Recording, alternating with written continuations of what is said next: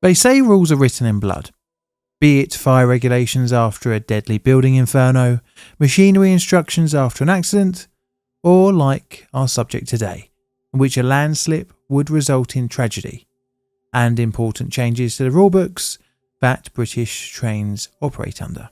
A series of preventable events would result in the first fatal accident involving a British mainline train in 13 years. Many had hoped that the bloody days of the 90s and early 2000s of improper maintenance and negligence had long since passed. But today, sadly, like all bubbles, it would have to burst.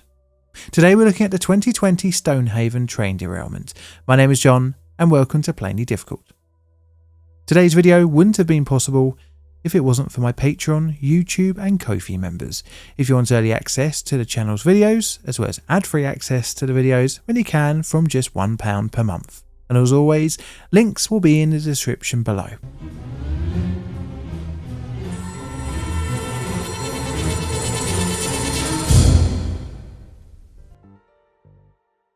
"79 miles from Edinburgh. This is the Scottish town of Stonehaven. Its history goes way back to the Bronze Age, but that is a little bit too far for a railway disaster video in the 2020s. The town has a population of some 11,000 people in 2020, and although not massive, just look at this aerial photo, it still was large enough in 1847 for a train station, as part of the Aberdeen Railways Company's line, between, unsurprisingly, Dundee and, you guessed it, Aberdeen. The route has 13 stations, which in the late 2010s had passenger numbers varying between a few hundred at some of the least served stops, like Gulf Street, up to 1 million per year at the likes of Dundee. The line is operated under absolute block signalling principles. This is a not so modern method of controlling trains, but it is adequate enough for relatively low traffic routes. The signals are controlled locally from 3 signal boxes at Laurenkirk, Carmont and Stonehaven. They communicate between each other and trains via the UK Railway Standard GSMR radio.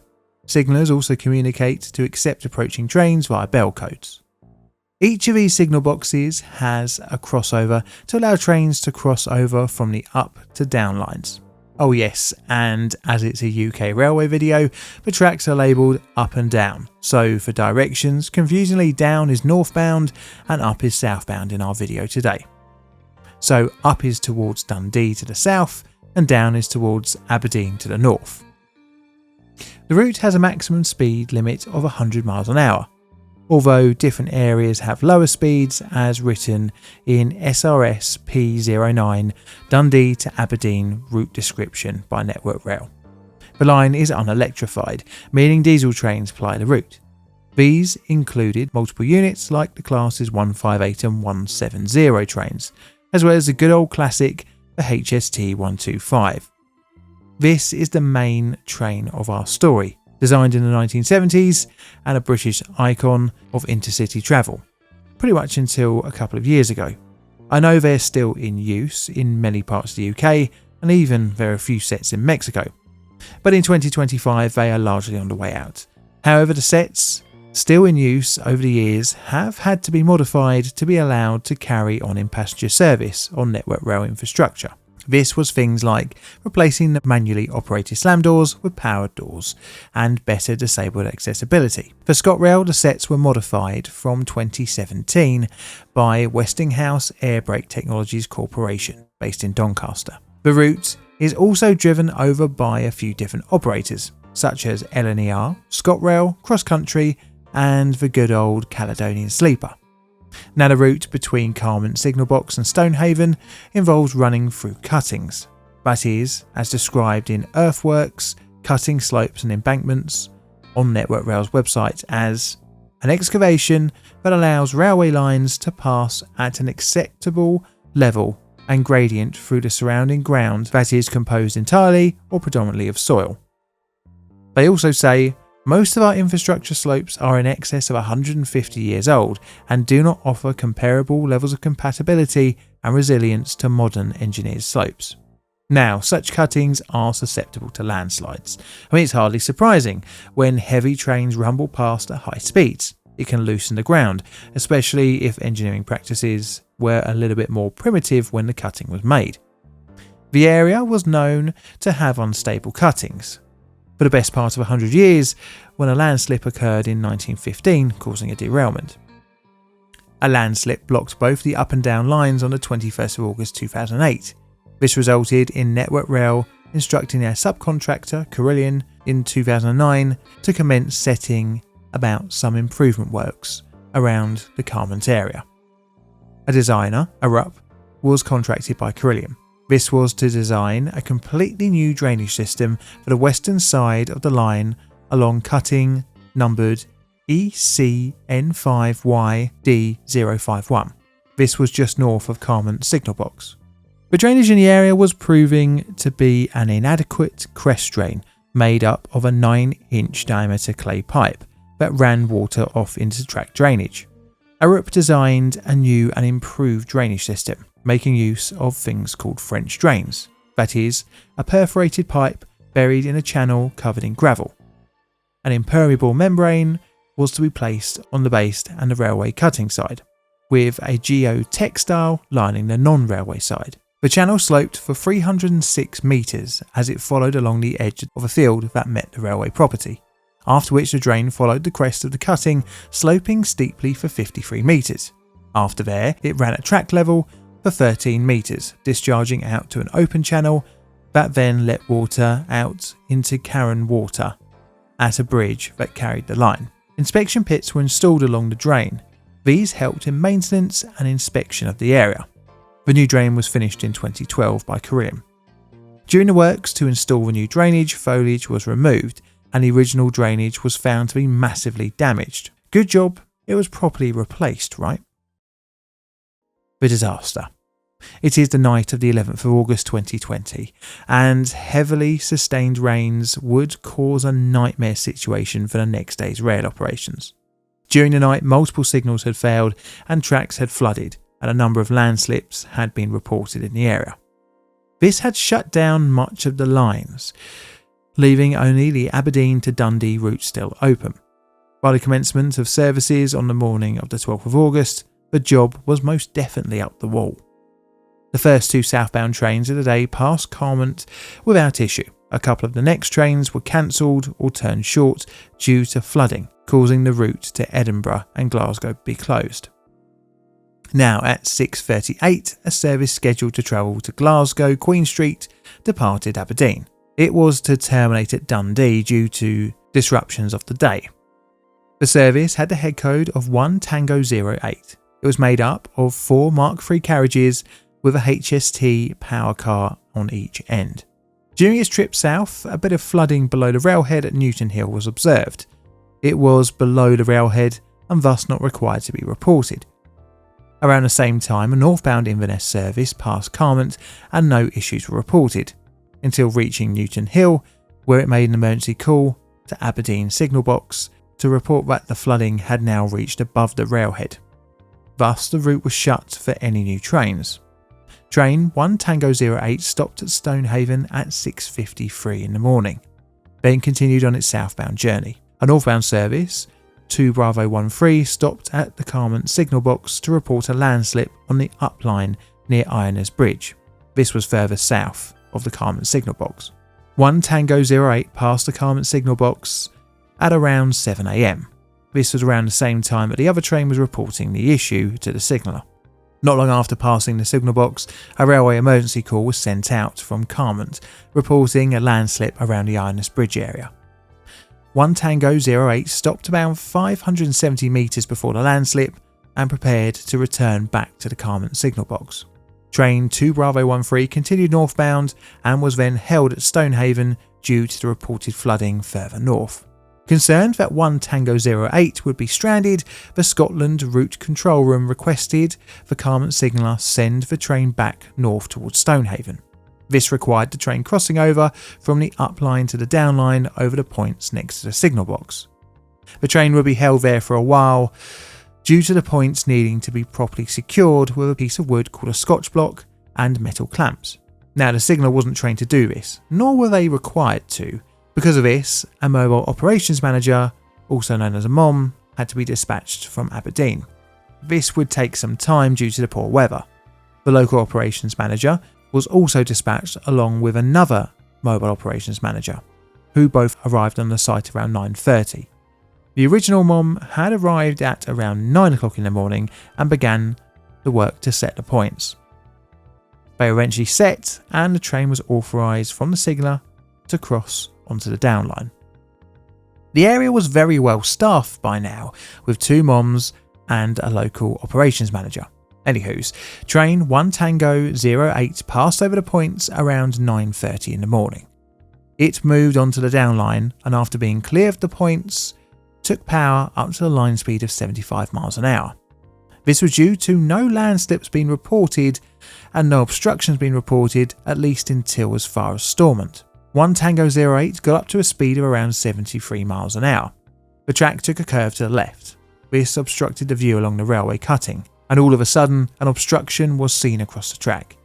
It was the embankment of the cutting along the western side of the track. The driver applied emergency brakes, but it was too late. The leading power car struck the debris and derailed from the running line. The track then had a curve towards the right as it entered the bridge over the Carron Water. The train progressively derailed, pushing down towards the right-hand cess. The leading power car fell off the bridge and crashed down into a wooded embankment. Upon hitting the ground, the driver's cab became detached, followed by the remaining of the power car catching on fire. The following vehicles progressively derailed and went off in different directions. The first car crashed on its roof, with the second passenger car shooting off towards the right. The following third car went down the embankment and the fourth passenger car ran over the first, with the rear power car remaining upright. There were contractors working on the bridge at the time. They, while seeing and almost being hit by the accident, immediately called 999, and this was around 9:37 in the morning. The contractors would help with the injured and dump timber into the river to create a temporary bridge. The nearby local area manager and the 2 MOMs arrived on scene at 9:52 in the morning and again began to assist. A guard who was passing on the crash service made their way to a lineside telephone and contacted the signaller at Coleman Signal Box. The remoteness of the location meant that emergency services would struggle to reach the area, but thankfully the crash site was located at 10:12 in the morning, with police arriving first, followed by Scottish Ambulance Services by 10:20. There were only 9 people aboard the service that morning, mainly due to COVID controls, poor weather and the time of day. Of the 9, 3 would die. This included the driver, the guard and a passenger. Another 3 who would be evacuated to hospital were severely injured, and the remaining, who were also injured, were later on taken to hospital as well. Works to investigate and repair the line began almost instantly, with RAIB investigators reaching the crash site by 6 p.m. on the same day. But it would take a long time to get the track opened. Before the first vehicle could be removed, a whole access road had to be built, meaning that it wouldn't be until the 7th of September until the first vehicle would be recovered. The last vehicle was successfully lifted from the crash site on the 15th of September. A few days later, the line was officially handed back to Network Rail on the 19th. Although the line wouldn't actually reopen to traffic until the 3rd of November, because it wouldn't just involve cleaning up the landslip, and I'll cover why in a little bit. The wrecked vehicles were stored on a separate site, undercover for the investigation. Investigators would work at the crash location well into 2021, taking soil samples, assessing water dispersion, examining gravel, and importantly, forensically reviewing the drainage system installed along the railway cutting. The investigation. So as I mentioned just a few moments before, the group responsible for investigating rail accidents in the UK is the Rail Accident Investigation Branch. They began scouring the cutting embankments for any clues to why the landslide occurred on a relatively, by railway standards, newly refurbished piece of earthwork. The evidence from the railhead pointed that the cause of the derailment was from the first set of wheel flanges being pushed off the track from the debris. This was found to have damaged the leading car's lifeguards, breaking them off. These are pieces of metal that are placed before the first wheel set, but are meant to deflect debris off the track away from the wheels. The debris was found to be of gravel from the drainage channel, which had washed out from the 15-metre long steep slope down from the crest of the cutting. The CCTV taken from the train showed the debris just before impact, and importantly, the rear CCTV caught an image of water flowing from the washout point. This was showing that water was running out from near the drainage channel. A survey of the washout area's drainage found some very concerning issues. The first of which was in some sections the geotextile material was completely omitted from the drainage channel. This is not good, as it could allow for fine particles of soil to clog up the gravel, which in turn could redirect the water flow off the cutting's embankment crest. But it most importantly showed that Carillion had made some unauthorised design changes. A camera was run along the drain, and a section was found to have been installed incorrectly. This was the perforated area of the pipework. This should be facing upwards, but it was found to have been installed incorrectly, facing towards the side. This could allow water to run off that could dislodge the gravel from within the drain. An earthen bund was found near the steep incline of the French drain. This was not on the plans, and due to construction debris being found amongst it, pointed that it was made by Carillion construction workers. This would have directed water down onto the top of the drainage channel, concentrating it at the top of the incline. A gully caused by water erosion had formed on the upslope side of the bund, showing that it had directed water to the channel, thus causing the gravel to wash out down the channel onto the track. It was found that the washout occurred between 8:15 and 9 o'clock in the morning, just 38 minutes before train 1 Tango 08 traversed the section. Basically, Carillion had been making changes to the plans through both incompetence and poor workmanship without informing the designers. The RAIB would release their report into the accident on the 10th of March 2022. It pointed out the changes to the drain's design and the causal factors of the older train's design that created the situation of the derailment to be much more likely. The report set out 20 recommendations, including training for guards to use train cab radios on board HST sets, seeking improvements to rolling stock glazing to reduce lacerations during accidents, better infrastructure monitoring, and a review of Network Rail's contractual and project management systems. At the same time as the RAIB investigation, a criminal investigation was underway from the Office of Road and Rail, Police Scotland and the British Transport Police. In August 2022, they forwarded their findings to the Crown Office and Procurer Fiscal Service for consideration for criminal charges. Network Rail faced health and safety charges to which they admitted guilt on the 7th of September 2023.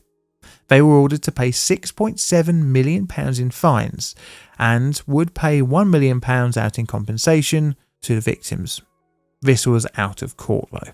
The reason why it took so long for the line to be reopened was due to the drainage needing to be completely rebuilt. Needless to say, this would take time to be done correctly this time. And this brings us back to the rulebook changes which I mentioned at the beginning of the video. This is that drivers must now report any flowing form of water even if it wasn't affecting the operation of the train at that time. It is quoted as flowing or pooling water that might not be affecting trains at the moment but could be affecting structures or earthworks. This is basically trying to improve vigilance, because during the Stonehaven disaster, potentially a small flow of water may have been seen earlier by the other drivers who had gone along the line, which could have triggered a line closure before a total washout had occurred. So it's scale time. It's going to be a free, and this is what I've got for my root cause analysis card. Do you agree? Let me know in the comments below. This is a Plainly Difficult production. All videos on the channel are Creative Commons Attribution Share Alike licensed. Plainly Difficult videos produced by me, John, in a currently quite cold corner of southern London, UK. And all that's left to say is thank you very much for watching, and Mr. Music, play us out please.